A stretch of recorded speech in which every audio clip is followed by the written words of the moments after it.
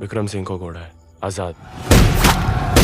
আজাদ মুভিতে 1920 সালের ব্রিটিশ শাসিত একটা অবস্থাকে তুলে ধরা হয়েছে। এই মুভিতে লিড ক্যারেক্টার বলতে গেলে আজাদকেই বলতে হবে। আজাদ মূলত অজয় দেবগনের ঘোড়ার নাম। এই মুভিতে আজাদকে ঘিরেই গল্প সাজানো হয়েছে। এই মুভির পরিচালক হিসেবে রয়েছেন অভিষেক কাপুর, অভিনয় অজয় দেবগন, আমান দেবগন। আমান দেবগনকে দিয়ে স্ক্রিন প্লে করা হয়। গোবিন্দ নামে রোল প্লে করেন আমান। গোবিন্দ সহ তার পরিবার ব্রিটিশ শাসিত অবস্থার মধ্য দিয়ে যাচ্ছিল। ব্রিটিশ দালালের মেয়ের সাথে আমান দেবগনের সুন্দর একটা কেমিস্ট্রি দেখা যায় এই মুভিতে। অজয় এই মুভিতে ডাকাত দলের প্রধান হিসেবে থাকেন। খুব বেশি স্ক্রিন টাইমে রাখা হয়নি অজয়কে। ফার্স্ট হাফেই অজয় মারা যায় ব্রিটিশদের সাথে এক সংঘাতে। আজাদের সাথে অজয়ের সম্পর্ক আপনাকে মুগ্ধ করবে, খানিকটা ইমোশনাল হয়ে যেতে পারেন। এই মুভির গানগুলো মানানসই ছিল, মুভির গল্পের সাথে গানের মিল রাখা হয়েছে। অজয়ের ঘোড়া অর্থাৎ আজাদকে পছন্দ করে আমান, মুভিতে গোবিন্দ। শুরুর দিকে আমানের সাথে আজাদের সম্পর্ক না হলেও আজাদের সাথে অজয়ের মৃত্যুর পরে সম্পর্ক হয়ে যায়। শেষে ব্রিটিশদের হাত থেকে অত্যাচারিত মানুষদের রক্ষার জন্য ঘোড়ার রেস প্রতিযোগিতার আয়োজন করা হয়। সেই রেসে আজাদ আমানকে জিতিয়ে দেয়। আপনি যদি অ্যাকশন থ্রিলার টাইপ মুভি বেশি পছন্দ করেন তাহলে এই মুভি আপনার ভালো নাও লাগতে পারে। এই মুভিতে তৎকালীন সময়ের ব্রিটিশদের শাসনকে তেমন ভাবে ফুটিয়ে তোলা হয়নি। মুভি এর সেটেও রয়েছে কমতি। এই মুভিতে